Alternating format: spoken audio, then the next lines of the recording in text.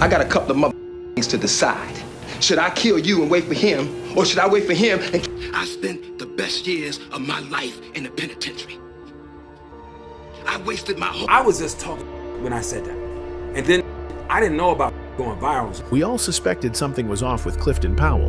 And now, at 69, he's finally setting the record straight on the disturbing rumors. If you do the history of Hollywood, a lot of us start out great and end up bad. He played abusers, hustlers, and violent men so convincingly. People stopped calling it acting. They called it too real. I don't give a what I say. I don't get out of bed for 2:30. Don't come through this. But when a woman accused him of SA in 2013, suddenly all those intense roles didn't feel like fiction anymore. He said it was a setup, said it was all consensual.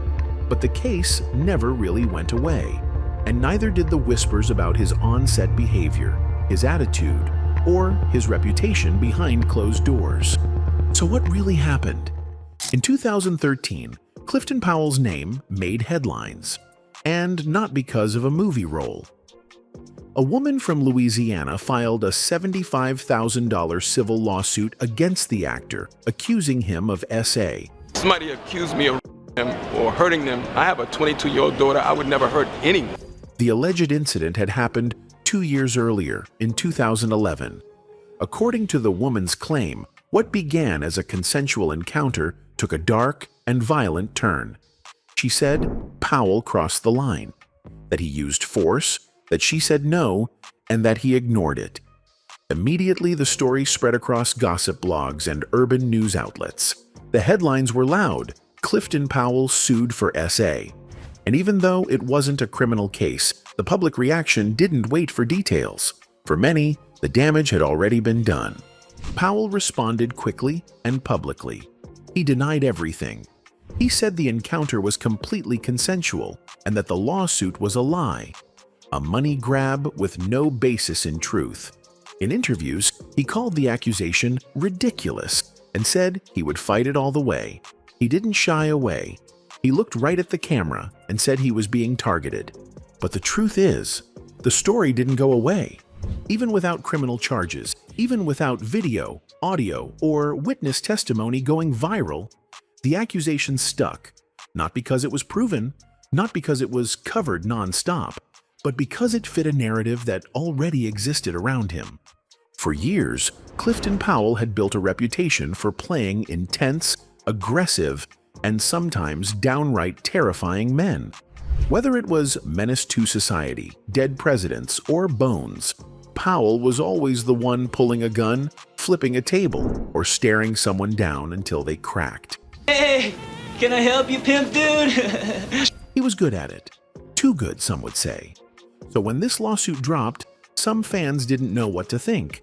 Was this just another case of real life blending with fiction? Or had he been hiding behind the mask of his characters all along? To be clear, no criminal charges were ever filed. The lawsuit never became a police investigation. It was a civil case, which means it was about money, not jail time. And that distinction matters. But in the court of public opinion, many people don't see the difference. What also made it worse was the lack of closure. There was no big televised trial, no viral moment of accountability or vindication. The case quietly faded from coverage, with no clear resolution ever made public. Some sources say it was dismissed. Others say it settled out of court. But nobody really knows. And that silence left room for rumors.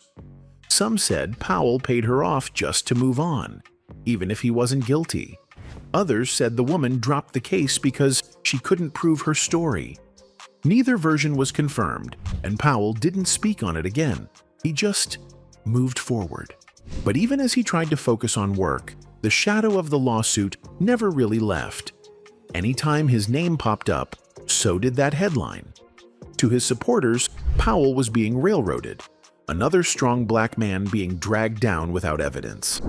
To his critics, the silence around the outcome was suspicious, and for people in the middle, it just left a bad taste. What made it even trickier was how Clifton carried himself afterward. He was still giving interviews, still speaking on panels, still defending his career and legacy. But you could tell some doors had quietly closed.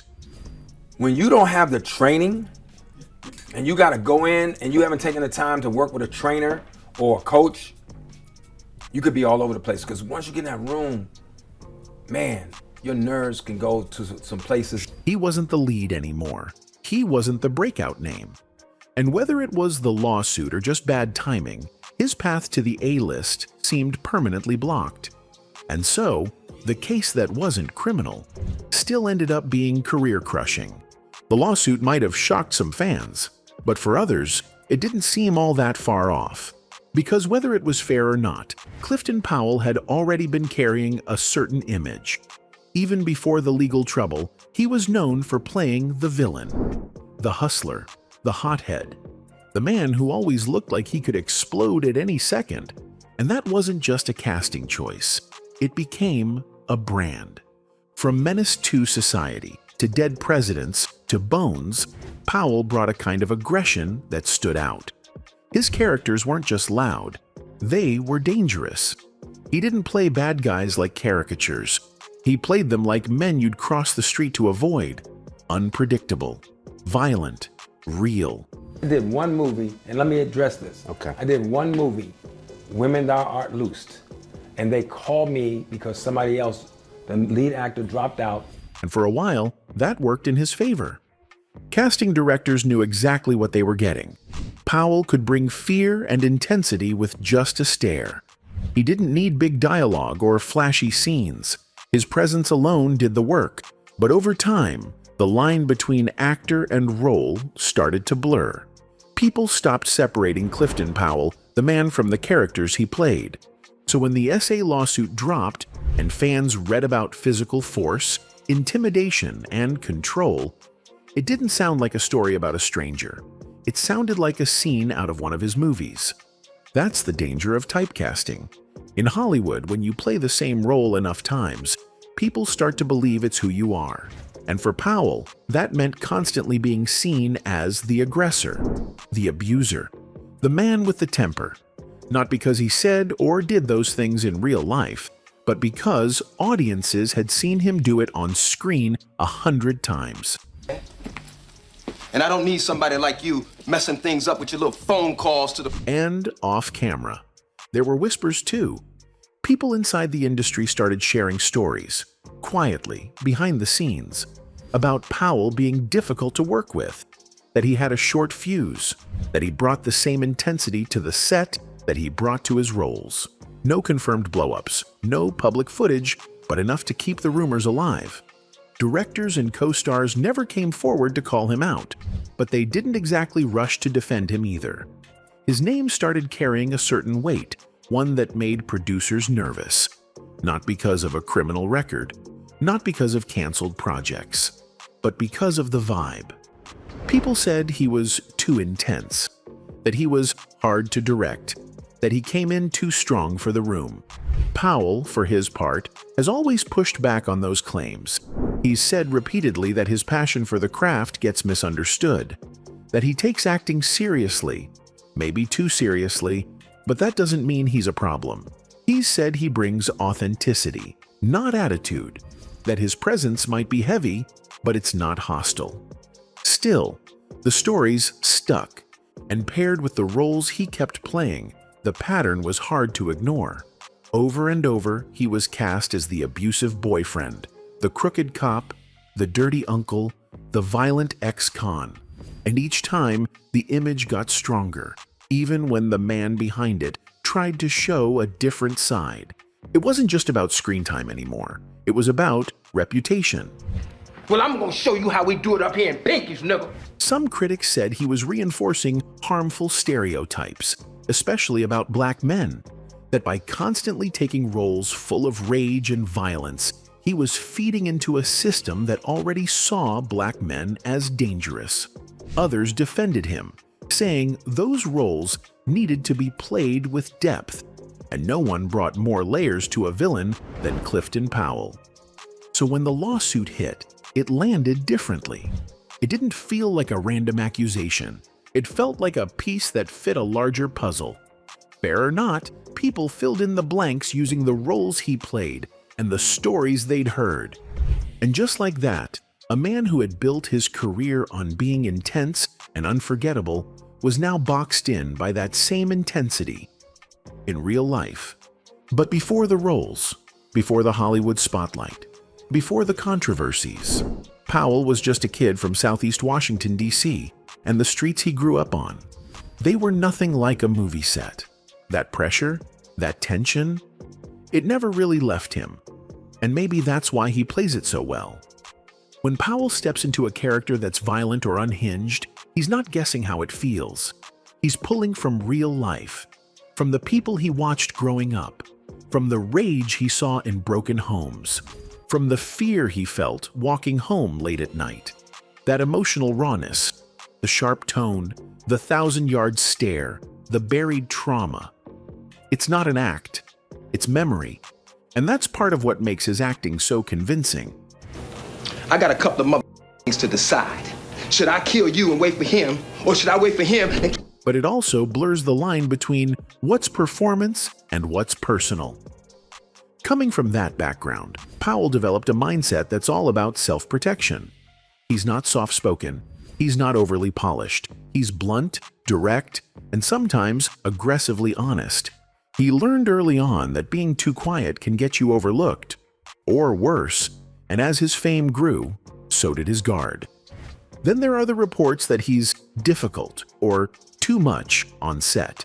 The moments when he clapped back hard in interviews, the lawsuit, the defensiveness, the tension that seems to follow him.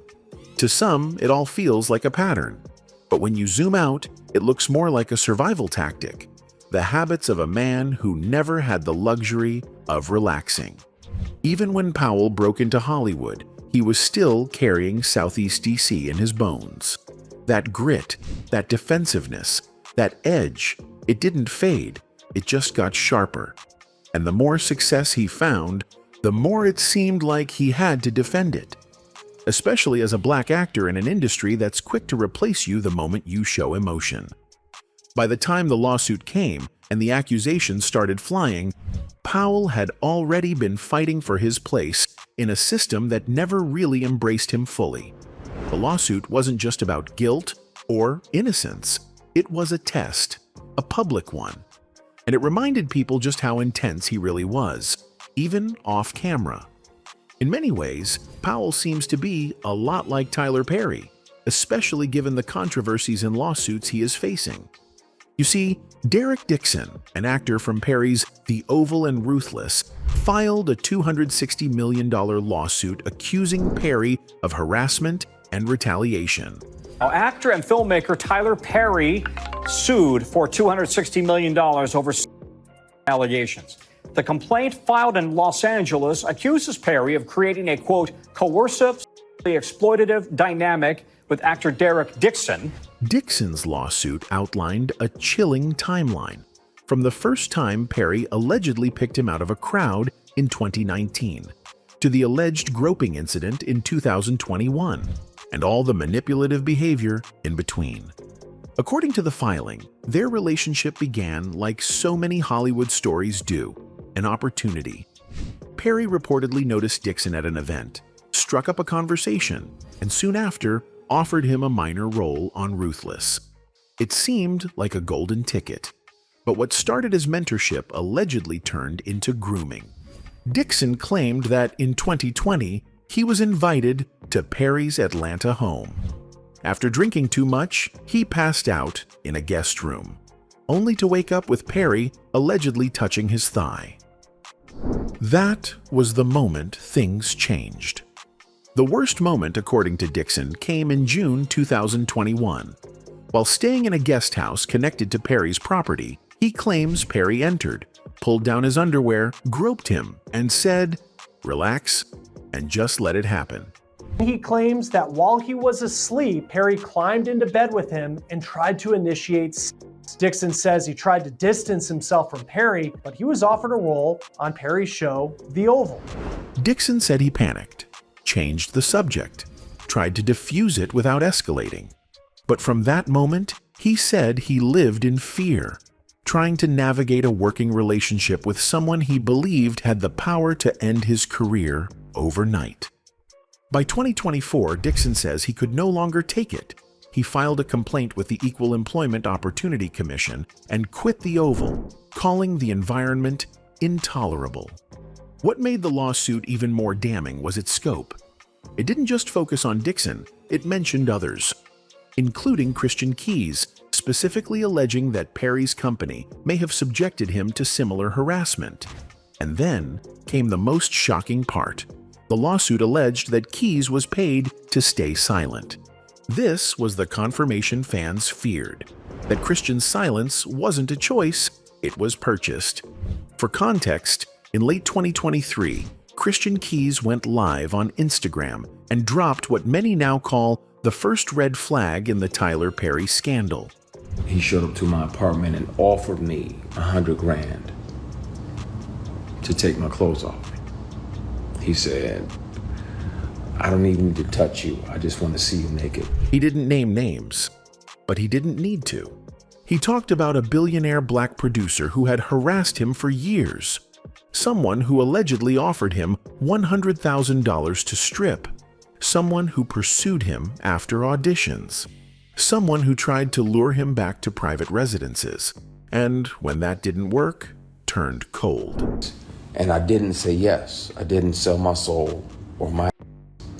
Excuse my French, y'all. I know some of y'all, hopefully y'all don't have no kids around, but I didn't sell nothing for success. He hinted that his refusal to give in led to career sabotage. He spoke about being punished for his boundaries, about having to take the scenic route in Hollywood while watching other men get rewarded for being more compliant. Most shockingly, he revealed that he had receipts. I started recording, so I have them offering me money to take my clothes off.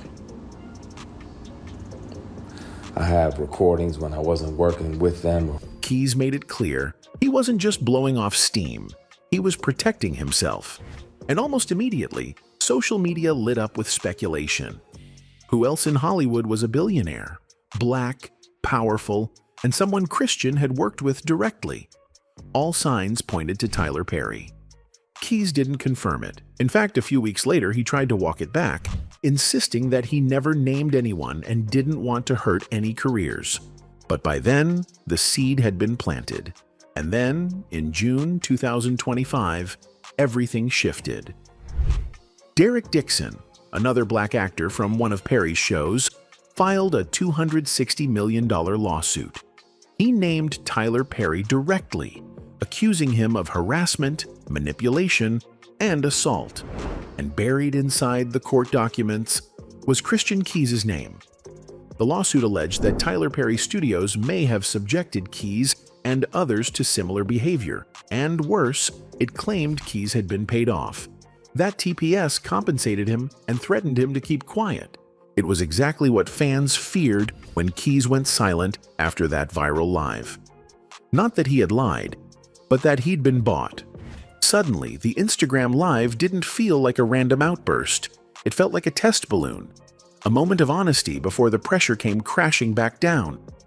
And that made everyone wonder, what did Christian Keyes really go through?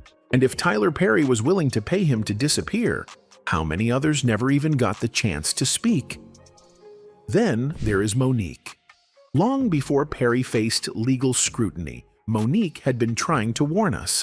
She wasn't just dismissed, she was vilified. Her fallout with Perry and Oprah is now infamous. But behind the headlines is a story of broken trust, betrayal, and financial sabotage that cost her not just money, but nearly her entire career. According to Monique, it all began in 2009 when she starred in Precious. Despite winning an Oscar for her role, she was labeled difficult after refusing to do unpaid international press. She wasn't contractually obligated to promote the film beyond domestic obligations, and she made that clear. Only for Tyler Perry to admit he did start a rumor that I was difficult to work with. That's when everything changed. Behind the scenes, she says, Tyler Perry, Oprah Winfrey, and Lee Daniels conspired to blackball her from the industry. Perry, in particular, is accused of lying to executives, telling them she was problematic and refusing to correct the narrative, even after admitting he made it up. You admitted that, brother. How do you make that right? I'm sure you got lawyers. Have you had a conversation? Well, what happens is when you take somebody at their word, time. We don't need to go to no lawyers, Tyler. You know what you did. Just make it right. Monique sat in that industry exile for over a decade. According to her, she was making $2 to $3 million a year before the fallout. Do the math.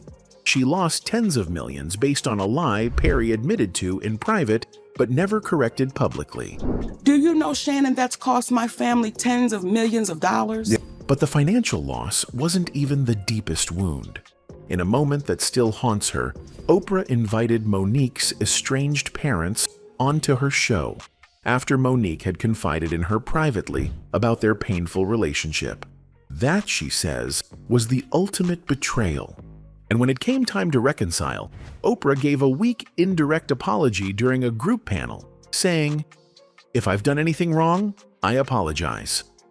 To Monique, that wasn't an apology. It was a deflection. The worst part? Tyler Perry allegedly called her into a private room during the Precious promo run, surrounded by staff. She brought her security in. As soon as Perry closed the door, his entire team allegedly scattered like they were used to this kind of setup. Monique says he pressured her to do press she wasn't being paid for, dangling the carrot of a $3 to $8 million future payday.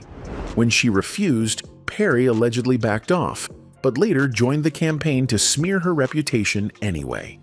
She later revealed that even Reggie Wells, Oprah's former makeup artist, overheard Oprah say she'd never pay her anything, despite knowing she deserved it. Reggie Wells said, "Monique, I was there that day." He said, and when y'all got off the phone, I looked at her and said, "Why don't you just pay this woman the money? She deserves it." And she looked at him and said, "I won't be paying her nothing." And he said, "That's not right." Anyway, as for Clifton Powell, he kept it tight for most of his career.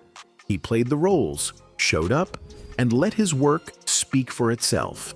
But after years of being typecast, overlooked, and, most recently, dragged into the public eye through his son's high-profile relationship, Clifton finally started to talk back. And when he did, he didn't hold back.